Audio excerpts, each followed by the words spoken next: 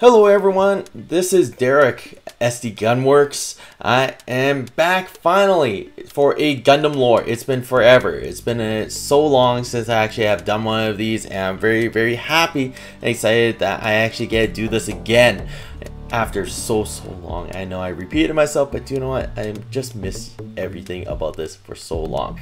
But let's talk about the one thing I'm going to be so happy to talk about today, because it was the last thing I sort of wished for.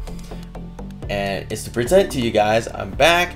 Thank you for joining me. I'm going to break down the godlike mobile suit, SAZABI. Right? Char's main suit. Haha. The one suit that is extremely iconic and in the Universal Century and extremely well known, well, in the entire Gunpla community, right? Who doesn't really know that guy?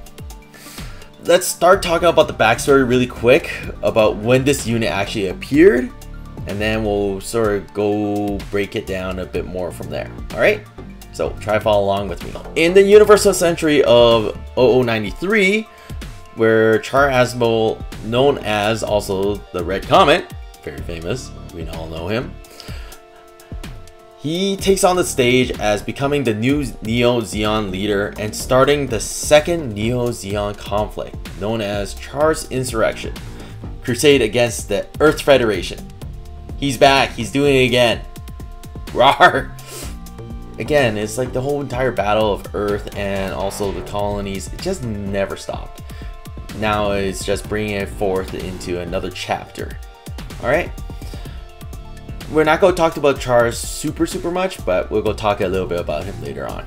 But let's start with bringing out the mech first. Alright. Before diving super deep into the mech, let's touch base on the evolution of the SAZABI. Alright. As there are many parts of the story and development and creation of this unit, I'm only going to touch briefly on some of the parts. And maybe we'll dive more into it if you guys like. Please comment below and I'll build something up in the next one for you guys. The early production stages of the SAZABI were based around the Gyaradoga.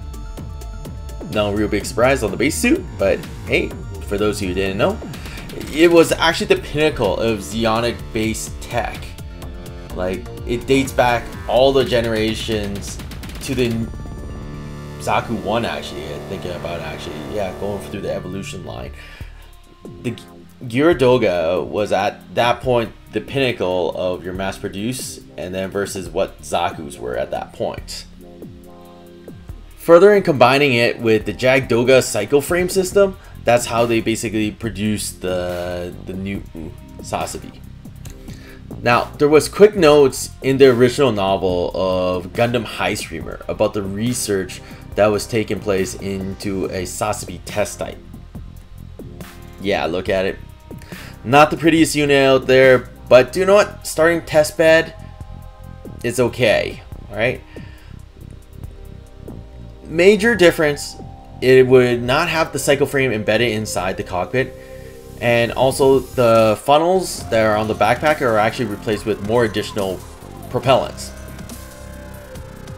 They continue testing of using the SAZABI test type, as well as they continue also to do a separate program using the Gyaradogas to actually try finite and perfect the Psycom units, which actually then created what they call the Gyaradoga Psycom test type, which you can take a look at this and say, what the heck, right?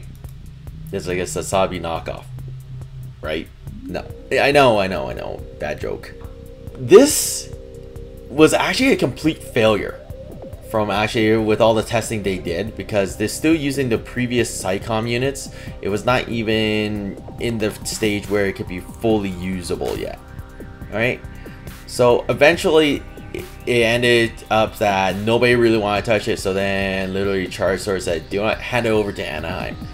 And Anaheim then sort of broke it through and making finally the finalized production from the Gyaradoga Psycom to this guy, the Jagdoga, which everyone knows and seen so many times, and it's cool looking, but at the same time really bulky. But it is actually at that point the first generation of the actual embed Psycho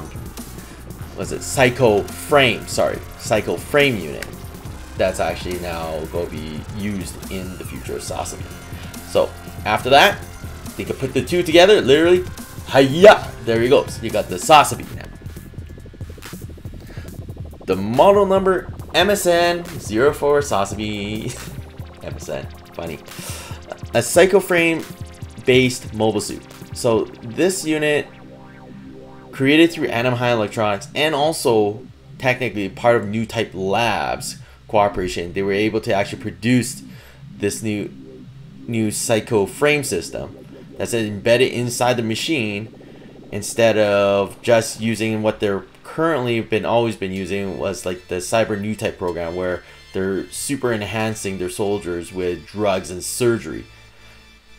Anyone who have actually like watched and see the Universal Century timeline, all these enhancement programs, they failed in so many terrible ways, and it's horrific. It's a great thing for, I guess, in their eyes, that they could create a temporary super soldier, but without proper conditioning, they just fall apart. So I'm not gonna place names. Maybe I'll go visit that in another look into the lore. Let's continue moving. I'm going to talk about the technology side. The first topic is going to be the super revolutionary Psycho Frame. Like I said it a few times now already. So you're thinking, okay, so here's a Psycom unit. What the heck is this thing now, right? So if you've been watching through the movie, you've probably seen images of the embedded Psycho Frame. But now here's an interesting fact for you. Who developed it? And you go say Anaheim, but it's not quite Anaheim. Aha. It was actually developed by, I believe, I'm sorry, I know Sean corrected me, Nanai Miguel. Pretty blondie here. She, believe it or not, is the actual new type. She actually was from the original Flanagan Institution from back way in the day, after the 1 Year War. And then actually she continued developing and researching new type technology. Alright? You never guess that from watching the movie, because it's not part of it there. I don't think there's anything in there, unless you guys can tell me otherwise. I actually read these through the mangas over the last couple years. And I binged a lot. The original system incorporates new type and cyber new types to enhance their spatial awareness, and also allows them to move lightning fast reflexes while they're inside the suit.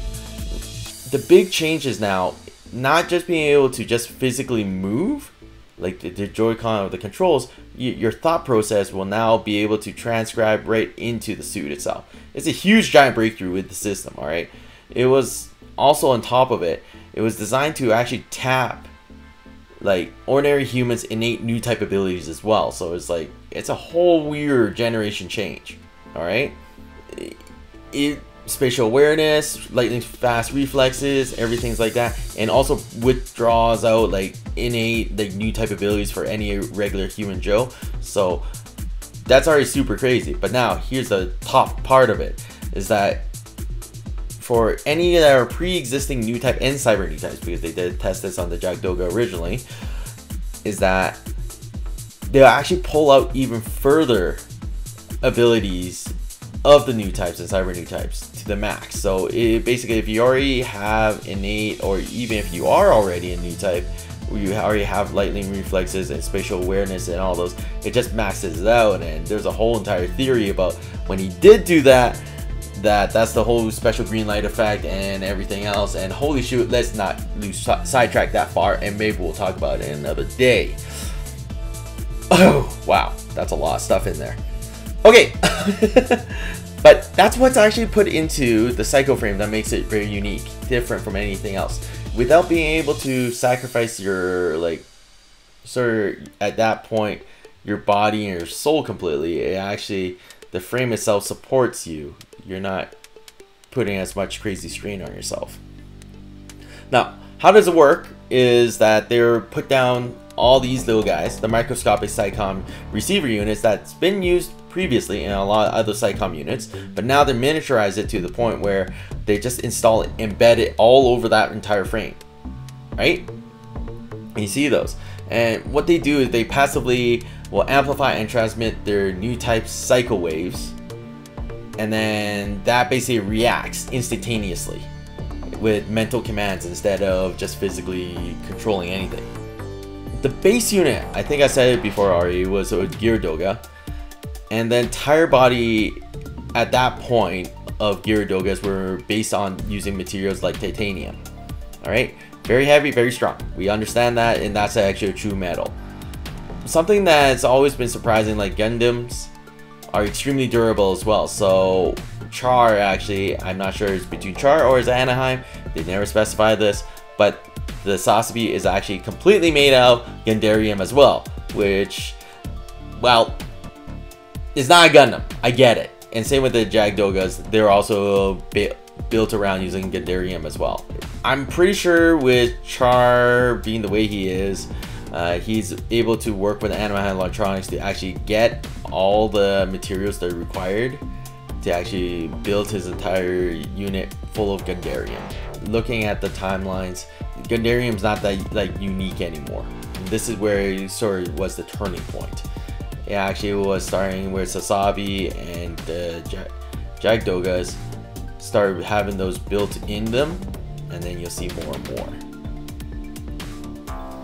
Alright, I think that's enough of the little small talk. Let's get to some of the options of the actual suit now. Let's start with the extra option first, is the extra propellants. I thought that was really cool. I actually did not realize this until I actually looked hard and deep into the research of this. The propellants that are actually located on the back of the Sazabi. Alright, they could jettison, they're external, yes. But they're not just propellants you normally think they are. They actually have a coolant that's built on a second tank that's inside there. So you can actually use them to basically to run all the thrusters and also keep it constantly running at a higher pace than you should. Go figure, it's Char. Endurance wise, the suit actually is something that's very surprising that no one really thought of, that it actually could do something like that.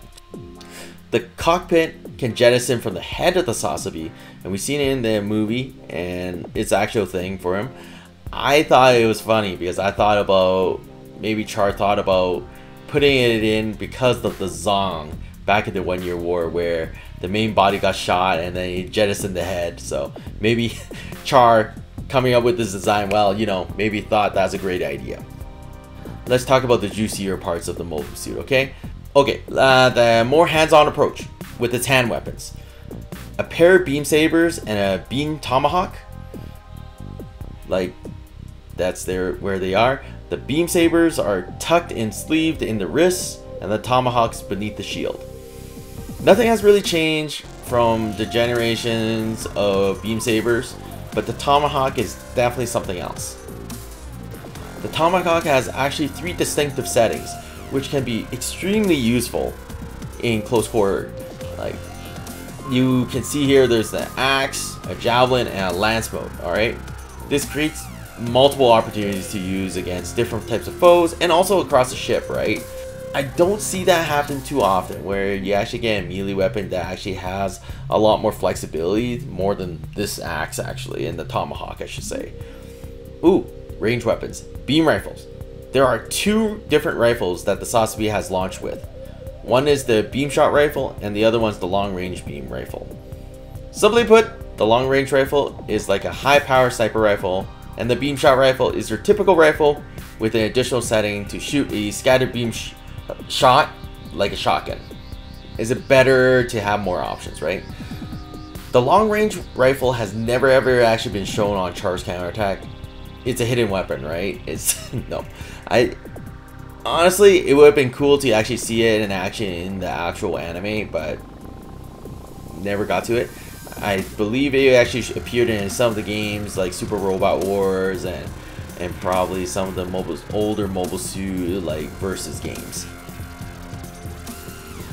This would have taken out more than a couple ships, I know for sure, because the long range beam rifle, just like a sniper, you can probably do pinpoint accuracy, especially how enhanced the Sazabi would be already with the whole Psycho Frame. Being able to handle it delicately, you could probably like literally shoot like the top of a pin with it. It would be awesome. Let's talk about the shield. It's an oversized shield. It's like super oversized for what it is, needs to be, but do not. It's a big boy, so he needs a big shield. Let him have it. There's in the under compartment of the shield, there's a place where you store the tomahawk, as I said before, and also at the very front of it, there's actually 3 micro long range missiles. All right, they look strong, but they're not actually powerful enough, from what the notes were saying, that to actually destroy a ship, say even. It's more designed so you can actually scatter shot and shoot like down some basic mobile suits from long range. Optional, right? Is it necessary? Nah, but it's there. Ooh, the large scatter mega particle cannon that's on the belly of the unit. That is crazy, actually, to put that in the belly of the beast or idea. In the image you see in the movie as well, it can take out many suits at once, or I think if you're having a really bad day, if you got really up close to his chest, that would be deadly. Which, now, saying that, there is probably the drawback, and I noticed this from other mobile suits with a mega particle cannon that's actually based on the unit. They're very taxating on the generator of the unit, or they might have a E capacitor, I believe it is, that's actually on the mobile suit. Once you actually fire so many shots, it drains those capacitors. You can't charge them. They pretty much just die out after that. So saying that, the likelihood if you fire more than a couple shots using the mega particle cannon on the SAZABI, very low. So very taxating. Cool, it's there, but you know, not always cool if it runs out after that. Oh shoot, yeah, I did. One more weapon, I totally forgot. The best weapon that every single bloody new type would actually want, or cyber new type would actually want on their mobile suit. No doubt, the funnels and the bit system. Alright, there's 6 of them on the backpack. Yes, there's only 6. Not like it really requires to have super amounts of them. This is very unique. We already seen in the images before the Jagdoga already has 6 already, and they're located on the shoulders of the unit. But on the SAZABI, the way it is designed was that it wasn't just to help launch them, but they can actually reattach afterwards, so you can actually recharge them and then use them again, which is a huge breakthrough because reusing him will give it the longevity of actually continuous, like, longer missions and everything like that. The Jagdogas, you launch them, you can't send them back, you pretty much leave them out dead in space until you pick them up again, or I guess get new ones, which is sort of useless. And the SAZABI actually came up with the option where you can actually reattach, detach easily enough, which is great. They're fantastic with the fact is bits and funnel systems that's been around for years and years, and they are very responsive and they're very fast as it is. But with the enhanced Psycho Frame itself, it's a whole different world now, because the range is now insane.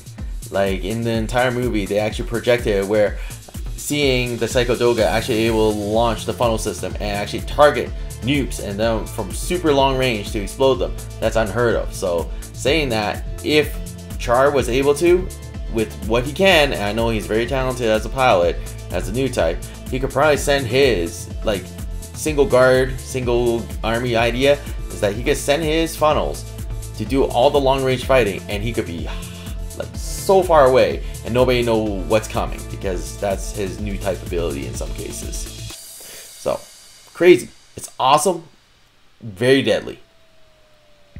Alright, I've talked along already for a while now, so let's do a really quick look at something here. Looking at all the arsenal that was placed on the SAZABI, it is very crazy powerful. Alright, especially in the hands of the Red Comet Char. Alright, it's very versatile. It was designed by himself. Pretty much handle every single situation that he can possibly run by. And very minimalistic that he has to change anything on his loadout at all. With the newly developed Psycho Frame the SAZABI has, I know that Char is able to completely manipulate the entire mobile suit as like his body, which is to the point where it's unreal. So something as big as the SAZABI being able to move like an extension of his body, and he's already like back in the early days and anything he pilots is already extraordinary. This makes it unreal for him. Like, anyone see this, basically, it'll be unmatched. Okay, before I get too far, fun fact, the Sazabi you see here, this is a brief clip off of Gundam Twilight Axis. Came out years ago. I don't know if anyone really previewed and watched it. Check it out. Unfortunately, you will not be able to find the physical film anywhere. I've tried. I'm seriously tried trying to find the film anywhere, but I'm unable to. And reason why is I know Japan has a special viewing portion for this film, and that's the only way it is. And maybe, who knows, in the long future of this, or maybe by the time we revisit back this video, maybe they already have it out. That'd be godsend. But now, this specific scene where the Sazabi is sitting on Axis, this is actually not drawn specific to match up to Char's counterattack at all. It was actually drawn and based on Hajime Katoki's Verka, which is very cool because I love that suit. I love that suit. So there's a little fun fact there. All right, let's go with, so what happens? Well, he lost due to the ego of Char, which he brought his own downfall. All right, give me a second. Let me explain it to everyone. The technology of the Psycho Frame was intentionally leaked to Anaheim Electronics, which led to the creation of the new Gundam. Alright? The only person who was able to do this is Char. Nobody else really got tied into it, and I know, well, let's be honest, in the entire movie, Char was tight-lipped with the entire invasion and everything, and nobody knew what was coming, and somehow Anaheim Electronics got like the blueprints of the Psycho Frame. Yeah, but that's how it works. Alright, I get it. Here's the funny thing, is that because of it is produced by Anaheim Electronics too, with the Psycho Frame, and also is made out of Gundarium. Haha, yes. This basically almost makes it exactly where the new Gundam is the sister unit of the Sazabi. Like, yes, it's different base because the Gundam is base, and then the Sazabi was based on originally the Gyaradogas. Alright, I get it. You know, Zaku Gundam already, yes, but material wise they're all the same. The Psycho Frame's the same, and the whole, like, part of it is like it was enhanced in the same way that they're literally like sister units. Alright, leave a comment if you disagree or agree. It is something else. Like, they're on equal toe-to-toe when you look at technology wise between the two of them. Char giving into the long frustration of being enemies between Amuro, rivals at one point, and also allies throughout every conflict since the 1 Year War till now. Like, that's so messed up, but he has some weird sense. Yeah. Oh, that's conflict. Because of this, he wanted to give it even toe-to-toe match with Amuro and try to close up this entire story. He was sick and tired of it. If you ever dive deep into Char, I could go dive deeper into it. Maybe it's another lore video, but dang, there was a lot of stress and conflict in this man's life. And literally, at that moment, that pretty much sums it up why, at the end, that this led to his downfall, and that's why the Sazabi is now where it is, sitting on his throne-ish on Axis. That's how the story went. The Sazabi was used in a lot of base units in the future after this, so it wasn't a far great loss. Alright, the new Gundam, the Sazabi, like, the technology breached out far corners into the future that develop units that are way more advanced after this, right? And everyone looks at it as the most iconic moment at that point.